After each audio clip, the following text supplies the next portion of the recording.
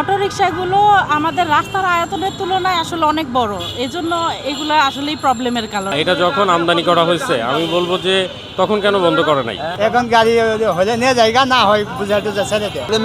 না খেয়ে মরতে আছে, ওরা 20 টাকা ভাড়া 10 টাকা নিতে হবে। রাস্তায় না চলে যদি সাইডের রাস্তাগুলোতে চলা হয় তাইলেই বেশি ভালো হয়। আর দিন আগে কাম করতাম 700-800 টাকা, আর এখন পকেটে যাওয়ার লাগে 200-300 টাকা দেওয়া আসায়। এরকম করলে কি আমাকে পেট চলবো? আমরা যদি একটা ভাড়া নেই, মাঝখান দিয়ে অটো রিক্সা খাবলা দিলে যায়। অটো রিক্সাগুলো রাস্তায় চলতেছে, এই রিক্সার কারণে অনেক অ্যাক্সিডেন্ট হচ্ছে। এই যারা পায়ে চালাচ্ছে রিক্সা, ওরা বলতেছে আমরা ভাড়া পাচ্ছি না এদের কারণে। আপনি একজন সচেতন নাগরিক হিসেবে আপনি কি মনে করেন? মূল সড়ক যেটা, সেখানে আসলে একটা ম্যানেজমেন্টের মধ্যে চলাটা উচিত বলে আমি মনে করি আর কি।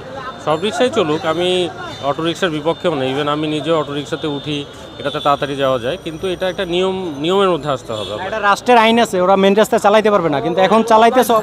মেন রাস্তা বলতে আপনি যেটা বোঝাচ্ছেন যে রাস্তাগুলোতে বাস চলে, তাই তো? বাস যেখানে চলে সেখানে অবশ্যই চলার বিপক্ষে আমিও, কিন্তু যেই রাস্তাগুলোতে হয়তো গাড়ি চলছে বা বাইক চলছে, অন্যান্য রিক্সা চলছে, সেখানে অটো রিক্সা চলতে সমস্যা নেই।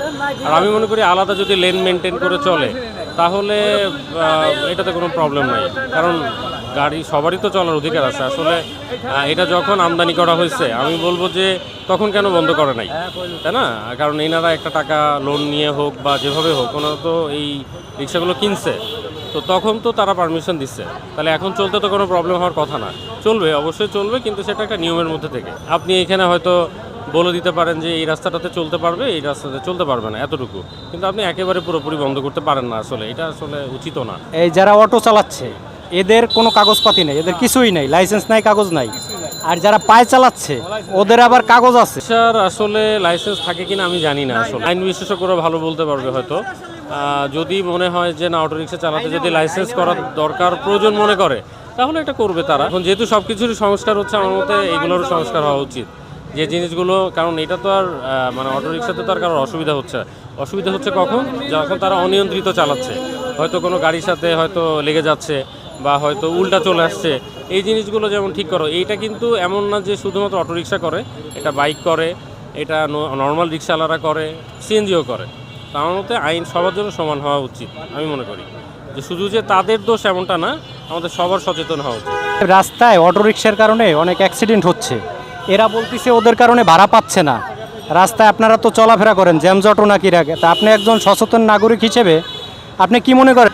অটোরিকশাগুলো আমাদের রাস্তার আয়তনের তুলনায় আসলে অনেক বড়, এজন্য এগুলো আসলেই প্রবলেমের কারণ। এগুলা মেইন রাস্তায় না চলে যদি সাইডের রাস্তাগুলোতে চলা হয় তাইলেই বেশি ভালো হয়। সরকারের আইনও আছে, এগুলো ভিতরের রাস্তায় চলবে, কিন্তু ওরা চালাচ্ছে, কোনো আইন কানুন মানতেছে না।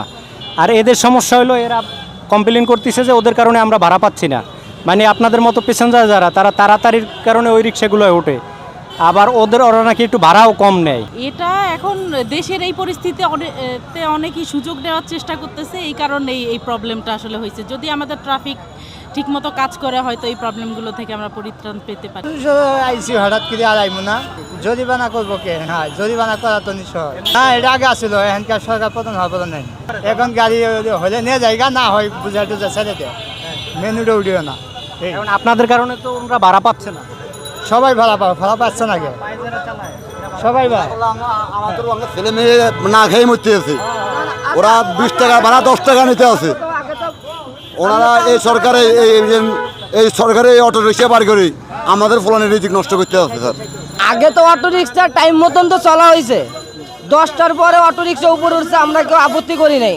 আর এখন বর্তমানে তারা হারা দিনই চালাইতে যাওয়া, অথচ আমরা রিজিকে আমাকে কপালে চলে না। হারা দিন আগে কাম করতাম 700-800 টাকা, আর এখন পকেটে যাওয়ার লাগে 200-300 টাকা দেওয়া আসায়। এরকম করলে কি আমাকে পেট চলবো? আমরা যদি একটা ভাড়া নেই, মাঝখান দিয়ে অটো রিক্সা খাবলা দিলে জায়গা। আগে যে নিয়মে গাড়ি চলছে ওই নিয়মে চালাও, তোমরাও বাঁচো আমরাও বাঁচি, নিয়ম রক্ষা করো। আগে তোমরা যেই নিয়মে চালাইছো এখনো সেই নিয়মে চালাও, তোমরাও বাঁচো আমরাও বাঁচো।